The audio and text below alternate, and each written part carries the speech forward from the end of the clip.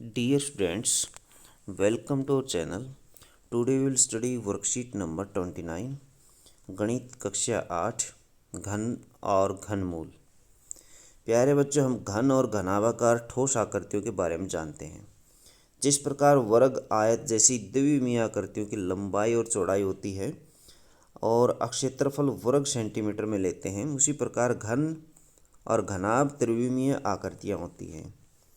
इन आकृतियों की लंबाई, चौड़ाई और ऊंचाई होती है और आयतन घन सेंटीमीटर में लेते हैं।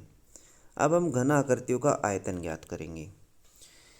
क्षेत्रफल जैसे होता है लंबाई गुणा चौड़ाई, और क्षेत्रफल में क्या किया जाता है, लंबाई चौड़ाई की गुणा कर दी जाती है और वर्ग सेंटीमीटर में अंशर आता है। लेकिन आयतन में क्या है, लंबाई चौड़ाई और इसके साथ ऊंचाई भी होती है। जैसे 2 × 2 × 2 8 घन सेंटीमीटर, इसमें आंसर घन सेंटीमीटर में आएगा। तो द्विविमीय आकृति ये आप देख सकते हैं, आयत वर्ग, वर्ग में ये वर्ग दिखाया गया है, जबकि त्रिविमीय आकृति जो होती है वो घन होती है। घन जैसे आपकी गोटी होती है, खेलने वाली गोटी, तो उसमें वो घन के आकार की होती है। माचिस घनाभाकार की होती है। यदि लंबाई, चौड़ाई और ऊंचाई बराबर नहीं है तब उसको घनाभ कहा जाता है। घनाभ। अगर ये तीनों बराबर हैं तब उसको घन कहा जाता है। आओ अब हमें दी गई भुजा की माप से घन आकृतियों का आयतन ज्ञात करेंगे और प्राप्त पूर्ण घन संख्या को भिन्न भिन्न रूपों में दर्शाएंगे और तालिका में दिए गए रिक्त स्थानों को पूरा करेंगे। मज़ेदार बात, त्रिविमीय आकृतियों के प्रत्येक फलक द्विविमीय आकृति होती है। त्रिविमीय जो आकृतियों के फलक होते हैं अथवा हिस्से होते हैं वो द्विविमीय आकृति होते हैं। घन की भुजा की माप 1 इकाई, 2 इकाई, 3 इकाई, 4, 5, 6, 7, 8 इस तरह से दी गई है। घन का आयतन ज्ञात करना है तो हम इनको गुणा करेंगे। कितनी बार गुणा करेंगे? 3 बार गुणा करेंगे। तो 3 बार गुणा कर दीजिए, 1 घन इकाई। फिर 2 की 3 बार गुणा करेंगे तो 8 आएगा। 3 की 3 बार गुणा करेंगे 27, 4 की करने पर 64, 5 की करने पर 125, 6 की गुणा करते हैं तो 6 × 6 × 216 ये आएगा। 7 की गुणा करते हैं तो 343 आएगा, 343। फिर 8 के करते हैं तो 512 आएगा। तो घन का आयतन ये दिया गया है ऐसे। तो ऐसे आप इनको भर लीजिए। जो खाली स्थान दिए गए हैं, यहाँ 125 है तो यहाँ 125 भर दें।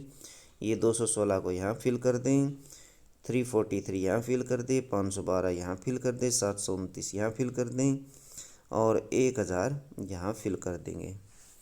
तो इस तरह से इनको फिल कर लें। घन की संख्या जैसे 1, 8, फिर 27 आ जाएगा यहाँ पर, 64 है, 125, 216, 512, 512 के बाद 729 यहाँ आ जाएगा, 729। और घातांक रूप इसका यदि लिखना चाहते हैं तो ऐसे 3 बार मल्टीप्लाई करी थी तो पावर इसकी 3 हो जाएगी।